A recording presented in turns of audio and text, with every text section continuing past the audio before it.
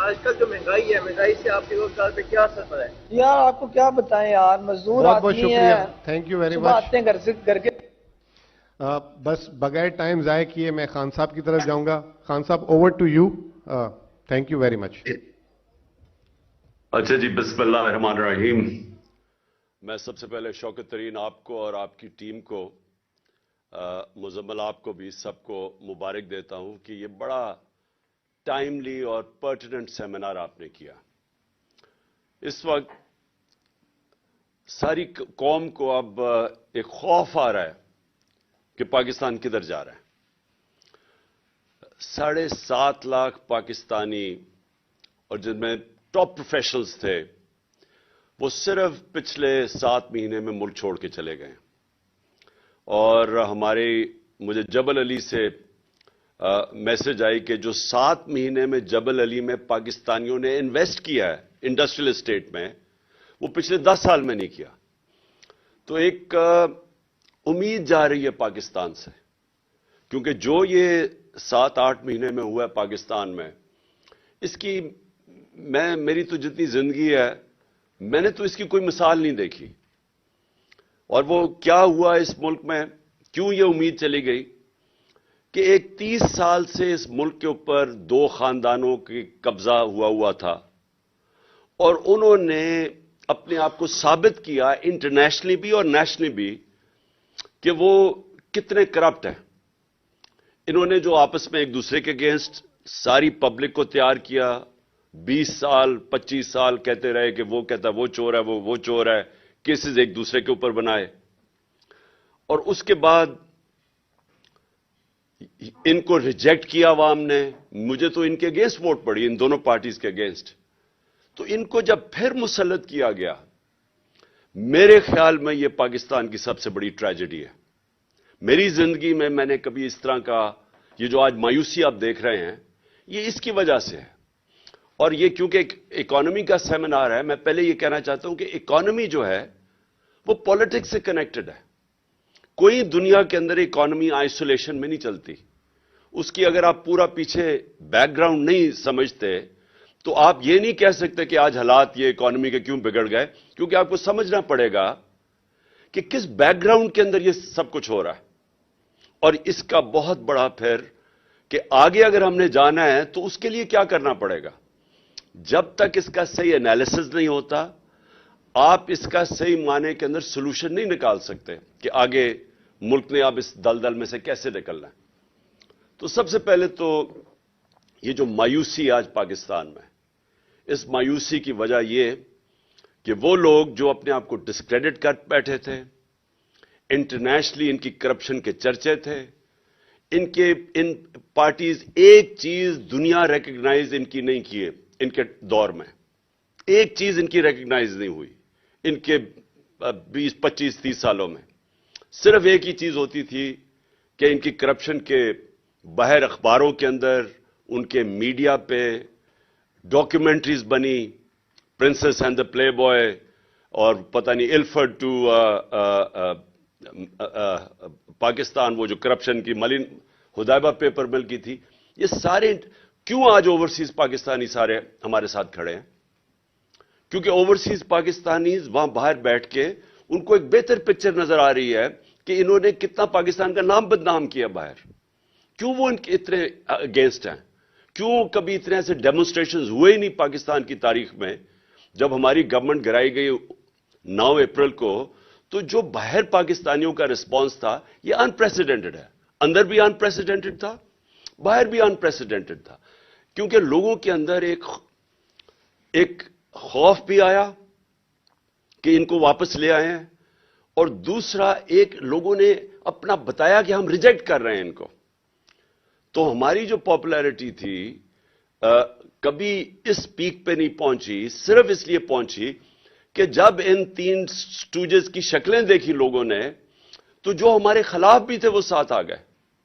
اور ہماری یہ جو انپریسیڈنٹڈ پاپولیرٹی ہے، جس کی وجہ سے یہ سارے الیکشنز جب نام سنتے ہیں تو کانپیں ٹانگنی شروع ہو جاتی ہیں، کیونکہ یہ خوف زدہ ہیں۔ ان کو پتہ ہے کہ پبلک کدھر کھڑی ہو گئی ہے۔ تو سارا جو سٹیٹس کو کا سیٹ اپ ہے وہ سارا مل کے ایک چیز پہ متفق ہے کہ الیکشن نہیں کروانے، اور بدقسمتی سے ان کے الیکشن ہی ایک سولوشن ہے جو اگر ہم نے اس میں سے نکلنا ہے، یعنی اگر پہلا قدم اگر ہم نے اس سے نکلنا ہے، یہ جو کوگ مائر کے اندر جو سارے سپیکرز نے بتایا کہ ہم پھنستے جا رہے ہیں، اور جو آگے دو سیناریوز بتائے کہ یا آئی ایم ایف میں اور اس کے علاوہ تو کوئی چارہ ہی نہیں، آئی ایم ایف پہ جانا پڑے گا، تو ان کی کنڈیشنلٹیز، اس سے کیا ایفیکٹ پڑے گا اس ملک میں غربت میں، اور دوسری چیز کہ اگر نہیں جاتے تو پھر اس سے بھی برا حالات ہیں۔ تو یہ جو انہوں نے ہمیں یہاں لا کے کھڑا کر دیا ہے، یہ آپ سمجھ جائیں کہ انفارچونیٹلی ان کو یہ جس مرضی طرف سے کان پکڑیں، سولوشن ایک ہی ہے الیکشنز، اور وہ یہ چاہتے نہیں ہے کیونکہ ڈرتے ہیں۔ تو یہاں پھنسا ہوا ہے کیچ 22 پاکستان کا۔ تو میں اب بریفلی، تو کیونکہ ساری قوم تو سننا چاہتی ہے کہ آگے کرنا کیا ہے، کون نکالے گا اس میں سے، میں اس کے اوپر آؤں گا، لیکن میں ضرور یہ کہنا چاہتا ہوں کیونکہ ساری میری قوم کو اس چیز کی سمجھ آنی چاہیے، اور آپ سب جتنے بیٹھے ہوئے ہیں، کہ دیکھیں جو اس ملک سے کیا گیا 9 اپریل کو، اور جس طرح کیا گیا اور جس طرح کی سازش کی گئی، ایک وہ گورنمنٹ جو پہلی دفعہ آئی تھی پاکستان کی تاریخ میں فیڈرل گورنمنٹ میں، وہ گورنمنٹ جب آئی تھی، اور سب کو پتا ہے آپ نے، کیونکہ شوکت ترین آپ سب نے بتا دیا کہ ایک بینکرپٹ گورنمنٹ ملی تھی پاکستان کی۔ سب سے بڑا مسئلہ ہمارا کیا ہے؟ کرنٹ اکاؤنٹ ڈیفیسٹ، ڈالرز کم ہے۔ تو وہ تو ایک یعنی اب میں کیا کہوں کہ شارٹ سائٹڈ گورنمنٹس مسلسل آتی گئیں۔ یہ دو خاندانوں کا کوئی زیادہ لمبا ویژن تھی نہیں، جو پیسے بنانے آتے تھے اور پیسے بچانے آتے تھے، انہوں نے تو کبھی لانگ ٹرم پلاننگ کی نہیں۔ تو جو ملک اپنی ایکسپورٹس نہیں بڑھائے گا، اپنی ڈالر انکم کو نہیں بڑھائے گا، وہ کیسے کہہ سکتا ہے کہ میں ایشین ٹائیگر بن جاؤں گا؟ میں نے ایسے بھی سلوگن سنے ہیں، لاہور کو پیرس بنا دیں گے۔ تو سمپل چیز یہ ہے کہ اگر آپ کی آمدنی نہیں بڑھ رہی اور خرچے آپ کے بڑھتے جا رہے ہیں، یعنی امپورٹس بڑھتی جا رہی ہیں، تو آپ کیسے ایک ملک سالونٹ رہے گا؟ ہر شور میں جاتے ہی آئی ایم ایف کے پاس جا رہے ہیں۔ ہم نے خود ماضی میں شور مچایا آئی ایم ایف کے پاس، کیونکہ ساورنٹی کا ایشو آ جاتا ہے۔ جب آپ آئی ایم ایف کے پاس جاتے ہیں تو آپ اپنے فیصلے نہیں کر سکتے، اور یہ ایک بڑا ذلت کا سامنا کرنا پڑتا ہے ملک کو کہ آپ فیصلے نہیں کر سکتے۔ وہ آپ کو حکم دیتے ہیں، وہاں ان کے ریپرزینٹیٹو بیٹھ جاتے ہیں، وہ کہتے ہیں آپ نے یہ کرنا ہے، وہ کرنا ہے، اور وہ آپ ڈرتے ہیں کہ وہ کریں گے تو غربت بڑھے گی۔ تو وہ جو لاس آف ساورنٹی ہے، صرف اس لیے کہ آپ نے آپ ملک کو مینج نہیں کیا صحیح طرح، اور وہ ابھی ایک حکومت کی نہیں، یہ ایک مسلسل 30-40 سال ہم نے کبھی سوچا ہی نہیں کہ ہم نے اپنی ایکسپورٹس کے اوپر توجہ دینی ہے۔ اور جب ہماری گورنمنٹ آئی، اور ہم تو پہلی دفعہ آئے تھے، تو میں نے ریئلائز کیا کہ جو ہمارا سارا گورنمنٹ کا سٹرکچر بن چکا ہے، اس کو یہی نہیں سمجھ کہ پاکستان کی پرائرٹیز کیا ہیں۔ یعنی سارے گورنمنٹ کو تو یہ سمجھنا چاہیے نا کہ جب تک ہماری ایکسپورٹس نہیں بڑھے گی، پاکستان اپنے پیر پہ نہیں کھڑا ہو سکتا۔ لیکن میں نے ریئلائز کیا کہ جب میں نے ایکسپورٹر سے ملنا شروع کیا، تو وہ ایکسپورٹر سے جب بتانا شروع کیا کیا کیا رکاوٹیں ہیں ان کے راستے میں، تو میں نے شروع میں ریئلائز کیا کہ یہ تو کامن سینس ہے کہ ہمیں ایکسپورٹرز کی تو زندگی آسان کرنی چاہیے، کیونکہ اگر وہ ایکسپورٹ کریں گے تو پیسہ آئے گا، بجائے ایسے معافی کر کے آئی ایم ایف کے پاس پہنچ جائیں ہم اپنی ایکسپورٹس کو توجہ دیں۔ اور دوسرا جو ہماری ریسورس ہے اوورسیز پاکستانیز، ان کی جو ریمیٹنسز ہیں ان کو بینکنگ چینلز کے تھرو چینل کریں، تاکہ وہ بھی ہمارے پاس ڈالر کی انکم میں اضافہ ہو۔ تو میں نے دونوں جگہ دیکھا، ان کے لیے بھی آسانیاں نہیں کوئی پیدا کرنے کے لیے تیار تھا جو ریمیٹنسز تھی، نہ ہی ہم اپنے ایکسپورٹرز کے لیے کوئی مدد کر رہے تھے۔ اور پھر جو فیوچر ہے ٹیکنالوجی کا، میں نے جب آئی ٹی سیکٹر کو دیکھا تو وہاں بھی وہ سارا آئی ٹی سیکٹر سے جب بات کی، ہر جگہ رکاوٹیں تھیں ان کے راستے میں۔ یعنی ان کو ہم انکریج کر رہے تھے، جو آئی ٹی کی فرمز تھی، کہ اپنا پیسہ باہر رکھیں ملک سے، اپنے ڈالرز باہر رکھیں۔ حالانکہ بڑا آسان تھا ان کے لیے انسینٹیوائز کرنا کہ وہ اپنا ڈالر پاکستان میں لے کے آئیں، لیکن وہ جو سٹرکچر بنا ہوا ہے ایف بی آر کا، جو ہمیں شروع میں آئے ایف بی آر گورنمنٹ کا، وہ اس کے اوبلیویس تھا، اس کو سمجھ ہی نہیں تھی کہ کیوں यानी एक मुल्क बैंकरप्ट है, हमारे पास डॉलर्स नहीं है, लेकिन जो डॉलर जिन्होंने इनकम प्रोड्यूस करनी है उनके लिए कोई इंसेंटिव्स ही नहीं थे, और बल्कि रुकावटें थी, और फिर हर जगह पे जाके रेड टेप थी, हर जगह जाके वो फंस जाते थे। तो सबसे बड़ी बात यह कि इससे कभी किसी ने प्रायोरिटाइज किया ही नहीं। नून लीग जो कहते हैं हम बड़ा जबरदस्त पाकिस्तान छोड़ के गए हैं, एक तो पाकिस्तान की तारीख का आपने मेंशन किया, सबसे बड़ा करंट अकाउंट डेफिसिट छोड़ के गए, जबकि तेल की कीमतें आप उठा के देखें, इनके दौर में इनको तो बोनांजा मिल गया था। हमारे दौर में तेल की कीमतें देखें तो इनको तो तेल बड़ा कम कीमत पे मिल रहा था, उसके बावजूद सबसे बड़ा करंट अकाउंट डेफिसिट छोड़ गए। मेन हमें तो प्रॉब्लम्स आया जो हमारे दौर में, वो जब कमोडिटी सुपर साइकिल आया और तेल की कीमतें ऊपर गई, तो हमारा तो करंट अकाउंट उधर इफेक्ट हुआ, ऊपर से हमें कोरोना का पड़ गया, हमें कोविड $3 अरब की कोविड वैक्सीन खरीदनी पड़ी, ये अनयूजुअल कॉस्ट है, तो हमें तो वो इफेक्ट हुआ। तो इनको क्या प्रॉब्लम था? तो इन्होंने सबसे बड़ा करंट अकाउंट डेफिसिट, एक्सपोर्ट्स बढ़ी नहीं इनके 5 साल के अंदर, तो ये इकोनॉमी कैसे ठीक करके चले गए? आप करंट अकाउंट भी सबसे बड़ा छोड़ जाएं, एक्सपोर्ट्स बढ़ाए ना, तो वो कैसे गवर्नमेंट कह सकती है कि हमारी परफॉर्मेंस अच्छी है? सो वो हमें मुल्क मिला, और मैं सिर्फ ये रिपीट करना चाहता हूं क्योंकि बार बार हमें कहा गया कि जनाब आप फेल हो गए हैं। इस तरह का मीडिया प्रोपेगेंडा हमने फेस किया। मैं आपको यकीन दिलाता हूं कि इतना प्रेशर मीडिया ने हमारे ऊपर डाला। एक तरह आज कह रहे हैं ना जी, नेशनल सिक्योरिटी काउंसिल की मीटिंग हुई तो उन्होंने कहा जी कि इकोनॉमी में और हमें सारों को कंसेंसस डेवलप करना चाहिए, और उन्होंने बाय द वे बड़ी इंटरेस्टिंग बात की कि डॉलर्स मुल्क से बाहर जा रहे हैं वो रोकने चाहिए। मैंने ये भी बड़ी आज नेशनल सिक्योरिटी काउंसिल की मीटिंग में सुना। तो डॉलर से सबसे ज्यादा कौन बाहर भेजता है? ये सरे महल जो था ये किधर, कौन से डॉलर से बना था? ये जो 4 मेफेयर के फ्लैट्स हैं ये कौन से, उधर से किधर से जनरेट हुए थे डॉलर? वो यहीं से पैसा बाहर गया था। वो जो $60 मिलियन पड़ा हुआ था आसिफ जरदारी का स्विट्जरलैंड में जो वापस आना था, वो किधर से डॉलर गए थे? वो सारे चोरी होके यहां से गए थे। तो ये आज बिलों को बिठा दिया दूध की हिफाजत करने के लिए, और वो हमें बता रहे हैं कि कैसे आपने रोकना है जनाब डॉलर्स मुल्क से बाहर जाने के लिए। सबसे बड़े मनी लॉन्ड्रर्स तो ये हैं। हुदैबा पेपर मिल क्या थी? मनी लॉन्ड्रिंग थी। तो सारे जो मनी लॉन्ड्रर्स हैं वो हमें दर्ज दे रहे हैं आज के जी डॉलर्स रोकना है मुल्क से बाहर जाने के लिए। तो मैं अपनी सिर्फ परफॉर्मेंस बताना चाहता हूं कि ये जो आज बातें हमें कर रहे हैं कि जनाब मुल्क बड़ा तबाह हो गया और कोई बारूदी सुरंगें थी, तो मैं सिर्फ, क्योंकि आपने ये सुने भी होंगे स्टेटिस्टिकली, मैं फिर रिपीट करना चाहता हूं कि जो हमें पाकिस्तान मिला था सबसे बड़ा करंट अकाउंट डेफिसिट, इकोनॉमी हमारे बुरे हालात में थी, पहली दफा हम गवर्नमेंट में आए। मैं ये भी कह दूं कि हमारा पहली दफा जब हम गवर्नमेंट में आए, हमारा अमेरिका की तरह कोई सिस्टम ऐसा नहीं था कि 2 महीने, अब जब बाइडेन एडमिनिस्ट्रेशन जब आई तो 2.25 महीने इनको हर डिपार्टमेंट ने ब्रीफिंग दी कि हमारे हालात क्या हैं। एक एक डिपार्टमेंट की ब्रीफिंग मिली इनको। सो इनकी पूरी तैयारी करके लेके आए। हमारा यहां सिस्टम ही कोई नहीं था। हमारे तो 3 दिन पहले पता चला कि जनाब अब हमारी मेजॉरिटी पूरी होगी और गवर्नमेंट बन रही है।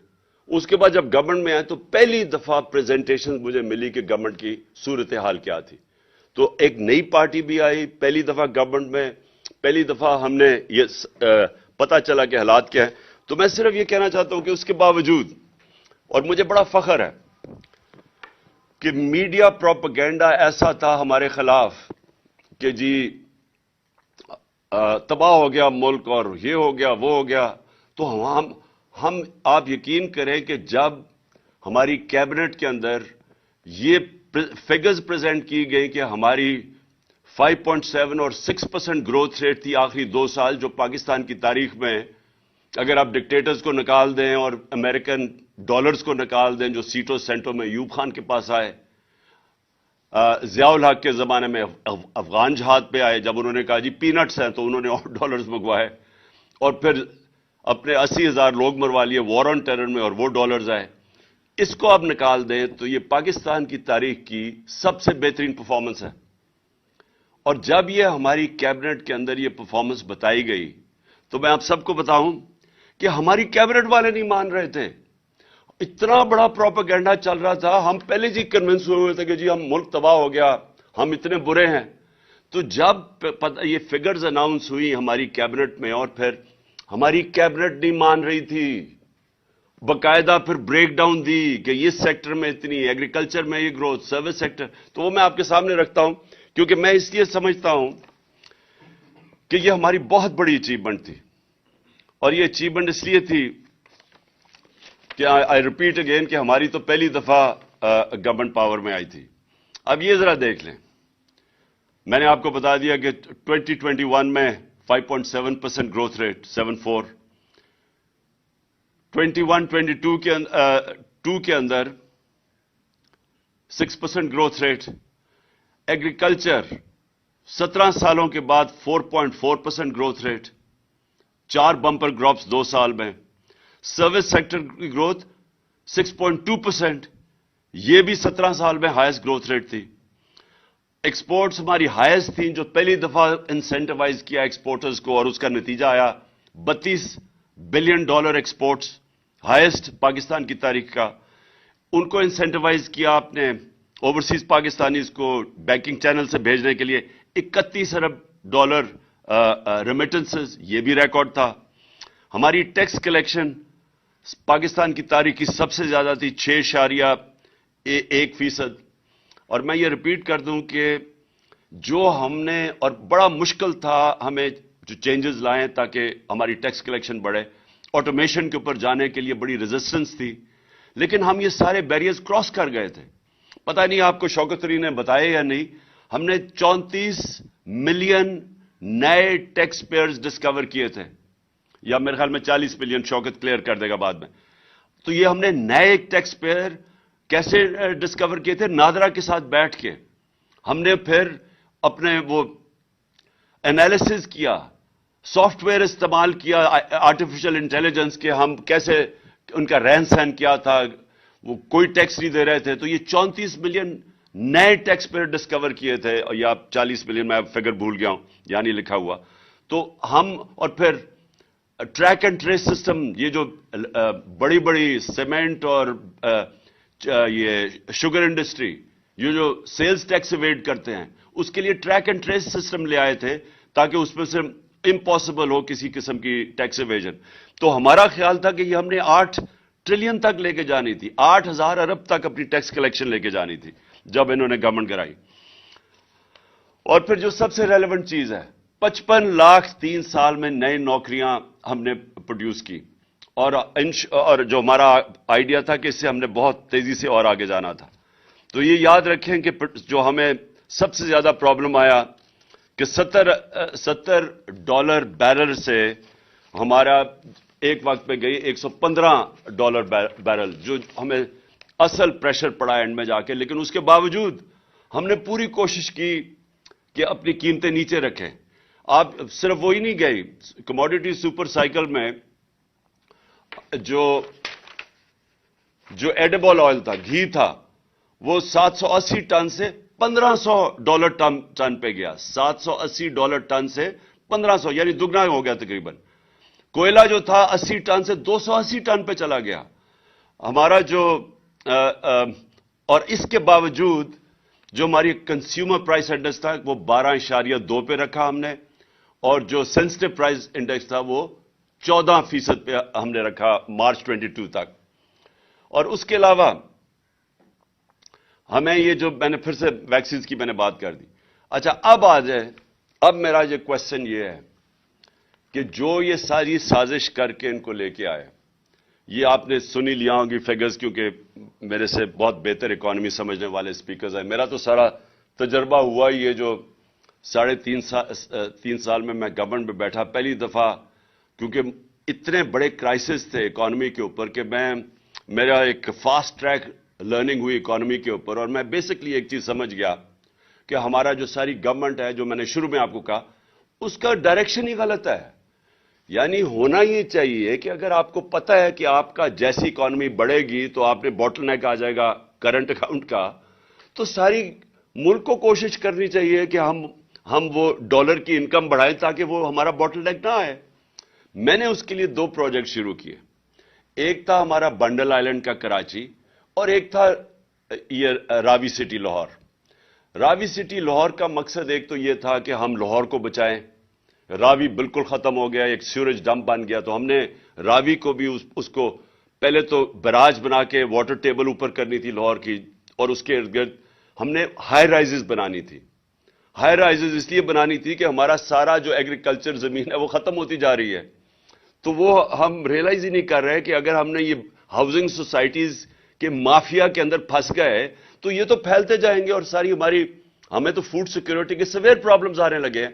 تو راوی سٹی کا مطلب یہ تھا ایک تو کہ راوی کو بچائیں, جب لیک بنائیں گے تو واٹر ٹیبل اوپر چلی جائے گی, لاہور کی واٹر ٹیبل بالکل گر گئی ہے, اور پھر راوی کو جو اس کو پھر جب اس کے ساری ہم وہ واٹر فلٹریشن نہیں, وہ جو ہم پلانٹس لگائیں جو کہ پانی کو صاف کریں, اور وہ صاف کر کے پانی پھینکے راوی کے اندر تاکہ صاف پانی, اس وقت سیوریج آ رہی ہے. تو وہ اور اس کا جو کوشش ہماری یہ تھی کہ اوورسیز پاکستانیز کی انویسٹمنٹ لے کے آئیں, کیونکہ وہ سب سے سیف انویسٹمنٹ ان کے لیے پراپرٹی ہے. اور اس کے علاوہ ہمارے پاس چائنیز کی $2.5 بلین کی انویسٹمنٹ تیار تھی. تو یہ دونوں, ایک کراچی کا جو پروجیکٹ تھا وہ سکٹل کیا گیا, وہاں دبئی سے انویسٹرز آ رہے تھے کراچی میں, وہ بھی پھر ایک نئی ماڈرن سٹی بن رہی تھی جو ہمارا پلان تھا, اس کو سکٹل کیا گیا. NOC سندھ گورنمنٹ نے دے کے واپس لے لیا. اس میں ہم ایکسپیکٹ کر رہے تھے کہ ہماری ڈالر انکم بڑھ جائے گی, جب تک وہ ہمیں بریدنگ سپیس دے گا, جب تک کہ ہم اپنی ایکسپورٹس نہیں بڑھا لیتے, جب تک ہم یہ جو انٹرم پیریڈ ہے, ہم نے سوچا تھا کہ اوورسیز پاکستان اس کی اسپیشلی ہم انویسٹمنٹ لے کے آئیں گے اور اس سے ہمارا ڈالر ریزروز بڑھ جائیں گے. اور پھر ہم نے یہ بھی سوچا تھا کہ جو اسپیشل اکنامک زونز ہم نے بنائے تھے جن کے اندر اور اپنی ایکسپورٹ انڈسٹری کو لانے کے لیے جن کے لیے اسپیشل زونز بنائے تھے, وہ ہم نے چائنیز کے ساتھ مل کے پورا پلان کیا ہوا تھا کہ وہ اپنی انڈسٹری کو ریلوکیٹ کریں گے یہاں. لیکن بدقسمتی ہماری کیا ہوئی, ہماری یہ ہوئی کہ وہ کووڈ آ گیا, اور کووڈ سے کیا ہوا, کووڈ سے چائنا بند ہو گیا. تو وہ جو ہم ایکسپیکٹ کر رہے تھے Chinese investment in industrial zones میں, جس سے بھی ہماری ڈالر ریزروز بڑھنے تھے, تو وہ بدقسمتی سے وہ وہاں رک گئے, اور یہ جو ایک سٹی جو وہ سکٹل کر دی, اور لاہور کا بدقسمتی سے یہاں سٹے آرڈر 10 مہینے 11 مہینے ہمارا وہ رک گیا.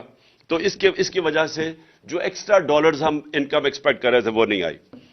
اچھا جی, اب یہ آ گئے, اور اس کی بہت, میں جتنا بھی کہوں مجھے ابھی تک سمجھ نہیں آئی کہ کیا اس کے پیچھے تھنکنگ تھی, کیا وجہ تھی کہ گورنمنٹ جس کی بہترین پرفارمنس تھی اس کو ہٹایا گیا, اور پھر پوری ایک سازش کے تحت ان چوروں کو پھر ہمارے اوپر مسلط کر دیا گیا. تو وہ میں شروع میں آپ کو بتا چکا. لیکن انہوں نے کیا کیا, مہنگائی 50 سال میں سب سے زیادہ مہنگائی, CPI 25.5%, consumer price index, sensitive price index 30%, آٹا, بجلی, پیٹرولیم, وہ لے لیں, پیاز لیں, ٹماٹر لیں, گھی لیں, دالیں لیں, 100% سے 200% یہ ان کی قیمتیں بڑھ گئی. اس وقت تک 15 لاکھ ٹیکسٹائل مزدور اپنی نوکریاں کھو بیٹھے ہیں, اور انڈسٹری بند ہوتی جا رہی ہے. یہ آپ کے سامنے سب رکھا ہوگا. اور میں جب مجھے یاد ہے کہ پچھلے مارچ اپریل میں ٹیکسٹائل انڈسٹری والے مجھے یہ کہتے تھے کہ ہمارے پاس مزدور نہیں مل رہے, ہمیں فیصل آباد میں ہمیں باہر سے مزدور منگوانے پڑ رہے ہیں. اور وہی ٹیکسٹائل انڈسٹری آج آپ دیکھ لیں کہ 15 لاکھ ورکرز بے روزگار ہو گئے. ریمیٹنسز, یہ آپ نے سنی لیا ہوگا, ایکسپورٹس اور ریمیٹنسز, ان کا مائنس آ رہا ہے. 2 ارب روپیہ مہینے کی کمی آنی شروع ہو گئی ہے ایکسپورٹس اور ریمیٹنسز میں جو ہم نے بڑھائی تھی. اور فورن ایکسچینج ریزروز آپ کے سامنے ہیں. مارچ کے اندر 16.4 تھا, آج پہنچ گئے 5.7 پہ. یہ بھی آپ کے سامنے آ گیا ہوگا. روپیہ اس وقت انٹر بینک پہ جس طرح 226 ہے. اور انفارملی وہ 260 پہ پہنچ گیا. اور جو آئی ایم ایف کی اب آگے کنڈیشنز آپ نے سنی, ابھی شوکت کا میں سن رہا تھا, انہوں نے کہا کہ اب اس کو فری فلوٹ کرے, اس کو روپے کو, تو وہ اب کدھر جا کے پڑتا ہے. تو میرا آخر میں دیکھیں, میں صرف سم اپ کر رہا ہوں. پاکستان نے نکلنا ہے ادھر سے کیسے؟ سب سے پہلے الیکشنز. کیوں الیکشنز؟ کیونکہ الیکشن سے آئے گی پولیٹیکل سٹیبلٹی.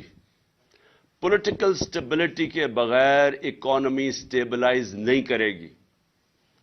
کوئی بھی دنیا میں انویسٹر, چاہے وہ ملک کے اندر ہو چاہے باہر ہو, وہ انویسٹ نہیں کرتا جب وہ سمجھتا ہے کہ اس کی انویسٹمنٹ کو خطرہ ہو سکتا ہے. اور وہ خطرہ کیسے ہو سکتا ہے؟ اسے یہ نہیں پتا کہ 5 مہینے 6 مہینے سال کے بعد کیا ہوگا, وہ انویسٹ نہیں کرے گا. سو انویسٹمنٹ جب تک نہیں آتی, ملک کی دولت میں اضافہ نہیں ہوتا, نوکریاں نہیں ملتی, ملک آگے نہیں بڑھ سکتا. تو پہلے تو یہ یہاں رک گیا اب کام. اس وقت پاکستان جو فیس کر رہا ہے وہ سب سے خوفناک سیناریو فیس کر رہا ہے. ایک طرف بے روزگاری اور دوسری طرف مہنگائی اور مزید اور مہنگائی. یہ جو کمبینیشن ہے یہ بڑا خطرناک ہے اس ملک کے لیے. کیوں خطرناک ہے؟ سری لنکا میں اسی طرح کا سیناریو ہوا تھا. سری لنکا کی صرف آبادی 2.25 کروڑ ہے, پاکستان کی 22.5 کروڑ ہے. اگر یہ آبادی کے اندر اسی طرح کا انتشار شروع ہو گیا جو سری لنکا میں تھا, میں یہ آپ کو مجھے افسوس سے کہنا پڑتا ہے, کوئی کنٹرول نہیں کر سکے گا. اور شہروں کے اندر خاص طور پہ جو جس طرح آپ اگر اس وقت لوگوں سے پوچھیں, آپ تنخواہ دار سے پوچھ لیں کہ وہ گزارا کیسے کر رہا ہے, تو جب ایک مزید اور لہر آئے گی مہنگائی کی, اس کا خطرہ یہ ہے کہ یہ ملک کے اندر انتشار کی طرف چلا جائے گا. لہذا جس طرح مرضی, میں نے کہا کان جدھر مرضی سے پکڑیں, راستہ سب سے جو پہلا سٹیپ ہے وہ ہے صاف اور شفاف الیکشن, جس کی وجہ سے پولیٹیکل سٹیبلٹی آئے. اور امید یہ رکھی جائے کہ گورنمنٹ ایک مینڈیٹ سے آئے, اور پھر جب وہ مینڈیٹ سے آئے تو جب پبلک اس کے پیچھے کھڑی ہو تو وہ پھر مشکل فیصلے کرے. مشکل فیصلے نہ امپورٹڈ حکومت کر سکتی ہے جن کے پاس مینڈیٹ ہی کوئی نہیں ہے, جو کہ الیکشن نہیں آکشن کے ذریعے آئے ہوں, جو کہ پیسے خرچ کر کے چوری کے پیسے سے لوگوں کے ضمیروں کو خریدیں. وہ کبھی بھی گورنمنٹ کے پاس وہ مورل اتھارٹی نہیں ہوتی جو کہ مشکل فیصلے کر سکے. لوگ ان کے اس لیے یہ ڈرتے ہیں. اور یہ جب آئی ایم ایف نے ان سے کہنا مشکل فیصلے کرو, یہ ان کے لیے آسان نہیں ہوگا کیونکہ پبلک ان کے ساتھ نہیں ہے. تو پبلک تو اس کے ساتھ ہوگی جو کہ جب وہ ٹرسٹ کریں گے کہ جب وہ پبلک کو جو بھی لیڈرشپ کہے گی کہ دیکھیں یہ مشکل وقت ہے, یہ میں کر رہا ہوں اور اس کے بعد آپ کے لیے آسانیاں پیدا ہوں گی, تب پبلک مشکل گزار لیتی ہے. لیکن ان کے ہوتے ہوئے تو ان کے پاس اب کوئی اعتماد ہی نہیں ہے ان کے اوپر, کیونکہ یہ مزید گرتا ہی گیا ہے. اور انہوں نے جو وعدے کیے ہیں, مجھے یاد ہے شہباز شریف کی جو سپیچ آنے سے پہلے کہ 6 مہینے میں ملک کو ٹھیک کر دوں گا, فکر نہ کریں, میں وہ پنجاب سپیڈ جیسی تھی وہ میں ملک ٹھیک کر دوں گا. ایک تو اللہ کا میں شکر ادا کرتا ہوں کہ یہ ایک بڑے اربوں روپیہ ٹیکس پیئر کا خرچ کر کے اپنا امیج بنایا ہوا تھا نا کہ یہ کوئی بہت بڑا جینیس ہے, یہ تو ایکسپوز ہو گیا. دوسری چیز, وہ اسحاق ڈار, وہ بڑا, اس کے سارے کیسز معاف کیے, سارے کرپشن کے کیسز اس کے دھوئے, اس کو ڈرائی کلین کیا, پھر NRO 2 دے کے یہاں بلایا, تو وہ بھی ساری دنیا کو پتا چل گیا کہ وہ کتنے پانی میں ہے. اس لیے جیسے ہی آپ کے الیکشنز اور مینڈیٹ آئے گا وہ پھر پہلا سٹیپ ہوگا. اس کے بعد سب سے امپورٹنٹ چیز پاکستان میں رول آف لا ہے. اکانومی کنیکٹڈ ہے رول آف لا کے ساتھ. یہ لوگوں کو غلط فہمی ہے کہ جناب مجھے جو جنرل باجوہ وہ ہر چیز کے ہر فن مولا بن گئے تھے, تو ہمیں بتا رہے ہیں کہ جناب دیکھیں آپ اکانومی کے اوپر کانسنٹریٹ کریں, یہ احتساب کو بھول جائیں, یہ اکاؤنٹیبلٹی بھول جائیں. ان کو یہی نہیں پتا آج تک کہ دنیا کا نقشہ اٹھا کے دیکھ لو, جن ملکوں کے اندر کلین گورننس ہے, رول آف لا ہے, وہ خوشحال ہیں. اور جن ملکوں میں یہاں NRO دیا جاتا ہے بڑے ڈاکوؤں کو اور بیچارے چھوٹے چوروں کو پکڑا جاتا ہے, وہاں سارے ملکوں میں غربت ہے. رول آف لا کنیکٹڈ ہے خوشحالی کے ساتھ. دنیا کے اندر جدھر بھی خوشحالی آئی ہے پہلے رول آف لا آیا ہے. یہ ہو ہی نہیں سکتا کہ ملک میں ڈاکے مارے جائے, جو ایلیٹ ہو وہ اوپر بیٹھ کے ملک چوری کرے اور آپ سمجھے کہ ملک ترقی کر جائے گا. یہ کبھی نہیں ہوا. اور اگر یہ ہوتا تو یہ دونوں جو خاندان 30 سال اس ملک کے اوپر مسلط رہے ہیں تو ان کو ملک کو ٹھیک کر دینا چاہیے تھا. ان کے دور میں ہی تو سارے قرضے چڑھے ہیں. تو یہ کسی کا اگر خیال ہے, اور یہ سیلف سٹائل, کیونکہ بدقسمتی یہ ہے کہ جب آپ کے پاس اتنی پاور آ جائے جو ایک جنرل باجوہ کے پاس تھی, تو وہ سمجھتے ہیں وہ ہر فن مولا, وہ ہر چیز کے ایکسپرٹ بن جاتے ہیں. تو ہمیں لیکچر دیے جا رہے تھے کہ نہیں جی ان کو این آر او دے دو اور آپ صرف اکانومی پہ کانسنٹریٹ کرو. میں یاد ان کو کروایا کہ چائنا نے 450 وزیروں کو جیلوں میں ڈالا ہے, جو دنیا میں سب سے تیزی سے بڑھ رہی ہے اکانومی. اس کو کیا ضرورت پڑی تھی کہ 450 وزیروں کو پچھلے 7-8 سال میں جیلوں میں ڈالو. اس لیے رول آف لا کنیکٹڈ ہے. اور میں آپ کو یقین دلاتا ہوں کہ ہماری جو سب سے بڑی ریسورس ہے اوورسیز پاکستانی ہے. میرا ان سے سب سے دیر 30 سال تک رابطہ ہے. انہوں نے شوکتخانہ میں مدد کی, نمل یونیورسٹی میں, پی ٹی آئی کو جس کو فورن فنڈنگ کہتے ہیں, وہ اوورسیز پاکستانی مدد کرتے ہیں. وہ سب سے زیادہ جذبہ رکھتے ہیں. ان کی انویسٹمنٹ نہیں آتی پاکستان میں. وہ پلاٹس خرید لیتے ہیں لیکن انویسٹ نہیں کرتے انڈسٹری میں اور بزنسز میں, کیونکہ ان کو کانفیڈنس نہیں ہے. پاکستان کے انصاف کے نظام پہ کانفیڈنس نہیں ہے. اور میں مڈل ٹیئر انویسٹرز کی بات کر رہا ہوں, بڑے بڑے انویسٹرز نہیں. اور اگر ہمارے پاس 1 کروڑ میں سے میں کہتا ہوں 5 لاکھ پاکستانی بھی انویسٹ کرنا شروع کریں, آپ امیجن کریں کہ کتنی انفلو آگے ڈالرز کی ہمارے ملک میں. تو اس کے لیے کانٹریکٹ انفورسمنٹ چاہیے, اس کے لیے رول آف لا چاہیے, اس کے لیے ایک کانفیڈنس چاہیے ہمارے ملک کے انصاف کے نظام پہ. تو یہ کنیکٹڈ ہے خوشحالی سے. آپ نے میرے سے بار بار سوال پوچھتے جی آپ کے پاس کیا اس کا حل ہے, یہ جو آپ دلدل میں ملک پھنسا دیا. تو حل یہ ہے کہ پاکستان کو ایسے چلانا پڑے گا جو آج تک ہم نے نہیں چلایا. ہمیں وہ سٹیپس اٹھانے پڑیں گے. ہم نے کبھی رول آف لا اسٹیبلش نہیں کیا. مارشل لا آتا ہے تو وہ قانون توڑ کے آتا ہے. اور یہ جو 2 خاندان ہیں ان کی مجبوری ہے اداروں کو کمزور کرنا, کیونکہ چوری نہیں کر سکتے. اگر آپ کے ادارے مضبوط ہو یہ چوری کیسے کریں گے؟ جو اسرائیل کا پرائم منسٹر تھا اس کو پولیس نے آ کے اس کے اگینسٹ کرپشن کیس کر کے اس کو چارج کر دیا, کیونکہ وہ ان کے ادارے مضبوط ہیں. اور یہ نہیں کہ یہ جو یورپ کے اور یہ امریکہ کے لوگ ہمارے سے زیادہ ایماندار ہیں. وہاں کے ادارے ایسے ہیں کہ کوئی چوری نہیں کر سکتا. وہ اداروں کا خوف ہے ان کو. یہاں آتے ساتھ ہی سب سے پہلے تو ادارے ختم کیے. ہم نے اداروں کے اندر میرٹ لے کے آئے. انہوں نے آتے ساتھ ہی پہلے ایف آئی اے ختم کی, کیونکہ شہباز شریف کے کیسز تھے اربوں روپے کے, اس کو ختم کیا. اس کے اوپر آدمی, اور اس کا اب صرف کام ہے پولیٹیکل وکٹمائزیشن. پھر انہوں نے نیب ختم کی, اس کے ٹی ٹی کے کیس تھے اور ان سارے چوروں کے کیسز تھے. ساروں نے اپنے کیسز امینڈمنٹ نیب کر کے ختم کیے. اور انہوں نے وائٹ کالر کرائم پکڑنا ناممکن ہو گیا آج پاکستان میں. جو نیب امینڈمنٹس کیے ہیں آپ پکڑ ہی نہیں سکتے وائٹ کالر کرمنل کو. اور پبلک آفس ہولڈر, میں یہاں سے پیسہ چوری کر کے اپنے خاندان کے نام پہ رکھ دوں ایز پرائم منسٹر, مجھے کوئی نہیں پکڑ سکتا. اب میں پوچھ ہی نہیں سکتا کہ جی آپ کے بچے کس طرح اربوں پتی بن گئے ہیں, کیونکہ انہوں نے امینڈمنٹ پاس کر دی ہے. اوپر سے میں یہاں سے پیسہ چوری کر کے باہر بھیجوں اور پتہ بھی چل جائے کہ میں نے باہر ایک, جس طرح اسحاق ڈار کے پورے دبئی کے اندر وہ ٹاورز ہیں $100 ملین کے, پتہ ہی نہیں چل سکتا. میں اگر کہوں کہ جی وہ دبئی سے انفارمیشن آ رہی ہے $100 ملین کے ٹاور ہیں, انہوں نے کہا جی باہر سے جو ایویڈنس آئے گی وہ ان ایڈمیسیبل ہے. سو یعنی کہ آپ نے لائسنس دے دیا بڑے چوروں کو. تو میں پھر سے کہتا ہوں rule of law second step ہے, elections first, rule of law second step. تیسرا, یہ جو شوکت نے بات کی ریسٹرکچرنگ کرنی پڑے گی. یہ جو بڑے بڑے ہمارے گورنمنٹ کارپوریشنز ہیں ان کو ریسٹرکچر کرنا پڑے گا, کیونکہ یہ اتنا زیادہ پیسہ اس وقت کھا رہے ہیں. پھر ہماری جو گورننس سسٹم ہے اس کو بالکل اس میں چینجز لانے پڑیں گے, کیونکہ یہ بھی ایک, جب تک ہم اپنا گورننس سسٹم کو میریٹوکریسی نہ لے کے آئیں اور ساروں کو ڈائریکٹ کریں کہ نیشنل انٹرسٹ اس وقت کیا ہے, اور وہ ہے کہ ایکسپورٹس بڑھائیں اور اپنی آمدنی بڑھائیں, فیسیلیٹیٹ کریں, انویسٹرز کو کریں, یہ جو ایز آف ڈوئنگ بزنس کریں, جو ہم نے بڑی کوشش کی تھی. اسمال اور میڈیم انڈسٹری وہ بیک بون ہے, उसके लिए इतनी मुश्किलात पैदा की हुई हैं कि वो बेचारे वो उठ ही नहीं सकते। उनके लिए हमने सारी ये जो गिलोटीन किए थे, हमने जो रेगुलेशंस खत्म किए थे, उनके लिए आसानियां वो करते जा रहे थे।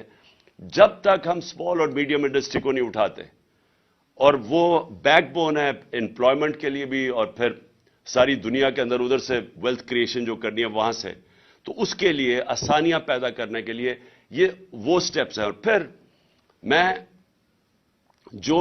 पाकिस्तान का टूरिज्म पोटेंशियल है वो हम बदकिस्मती से वो फिर कोविड आ गया तो सारी दुनिया में टूरिज्म कोलैप्स कर गई। टूरिज्म पाकिस्तान का इतना बड़ा पोटेंशियल है, और मैंने यहां ऑस्ट्रिया से वो आया एक्सपर्ट है रिजॉर्ट्स का, ऑस्ट्रिया में स्कीइंग के वो एक्सपर्ट्स हैं, उसने मुझे कहा कि पाकिस्तान दुनिया का स्कीइंग कैपिटल बन सकता है, क्योंकि हमारे पहाड़ बड़े ऊंचे हैं तो वहां बर्फ बड़ी देर तक रहती है। तो उसने मुझे और पूरा प्लान बना रहे थे कैसे स्कीइंग रिजॉर्ट्स। तो यहां पाकिस्तान में हमारे पास टूरिज्म के अंदर इतना अनटैप्ड पोटेंशियल है। सारा हमारा जो समुंदर है उसके साथ साथ जबरदस्त पोटेंशियल बना हुआ है। सो टूरिज्म के ऊपर, क्योंकि वहां से डॉलर्स आएंगे बाहर से, और मैं बात कर रहा हूं कि मिडल ईस्ट से, जो मिडल ईस्ट है वो लोग मुसलमान मुल्कों में जाना चाहेंगे टूरिज्म के लिए। इस वक्त वो जाते हैं अजरबैजान, लेकिन जो पाकिस्तान है उसमें बहुत मिडल ईस्ट के लिए बड़ी अट्रैक्टिव पहाड़ ऐसे हैं जो बड़ा इंटरेस्ट तो हम कर सकते हैं। तो टूरिज्म के ऊपर स्पेशल जोन बनाने पड़ेंगे, टूरिज्म जोन्स, और यहां से हम बहुत ज्यादा डॉलर इनकम अपनी बढ़ा सकते हैं। लेकिन फिर और ये जो हमारे स्पेशल इकोनॉमिक जोन्स हैं जिसके अंदर हम इंडस्ट्री की रीलोकेशन करवा सकते हैं चाइना से। सो ये फ्यूचर के मैं आपको प्लान्स बना रहा हूं। लेकिन इस सबसे आखिर में दो चीजें, इलेक्शंस और रूल ऑफ लॉ, ये दो चीजों के बगैर जिधर आज अल्लाह ने पाकिस्तान को खड़ा कर दिया है, इसके बगैर पाकिस्तान को कोई नहीं इस मुश्किल वक्त से निकाल सकता। ये जो इनकी अब कोशिश है, इनकम हमारी गिरती जा रही है, बेरोजगारी बढ़ती जा रही है, वेल्थ क्रिएशन हो नहीं रही, कर्जे बढ़ते जा रहे हैं, जो सारा पावर सेक्टर के कॉन्ट्रैक्ट्स इन्होंने साइन किए हुए हैं वो कैपेसिटी पेमेंट्स देनी पड़ रही हैं। पैसा है नहीं बिजली इस्तेमाल करने के लिए, पैसा है नहीं कि हम बाहर से जो इंपोर्टेड फ्यूल के ऊपर ये पावर स्टेशन चलाना है वो हम चला नहीं सकते। तो एक तरफ लोड शेडिंग हो रही है, दूसरी तरफ कैपेसिटी पेमेंट्स दे रहे हैं क्योंकि हमारे पास पैसा ही नहीं है इंपोर्टेड फ्यूल के लिए। सो पाकिस्तान जिधर आज इन्होंने फंसाया हुआ है उसके लिए बड़े चेंजेस करने पड़ेंगे। जिस तरह हमने अपनी गवर्नमेंट चलानी है, लेकिन वो शुरू होगा फ्री एंड फेयर इलेक्शन से, और पाकिस्तान में रूल ऑफ लॉ एस्टैब्लिश करना अब नागुज़री हो चुका है। उसके बगैर हम इस मुल्क को अब एक आज़ाद, खुद मुख्तार, सॉवरन, एक गैरतमंद कौम हम अब नहीं रह सकते। हमें अगर यही तरीका है कि जी भाग के जाके पैसे मांगो किसी से, कभी किसी से पैसे मांग रहे हैं, अपनी इज्जत खो रहे हैं, इस तरह पाकिस्तान सर्वाइव नहीं कर सकता। शुक्रिया।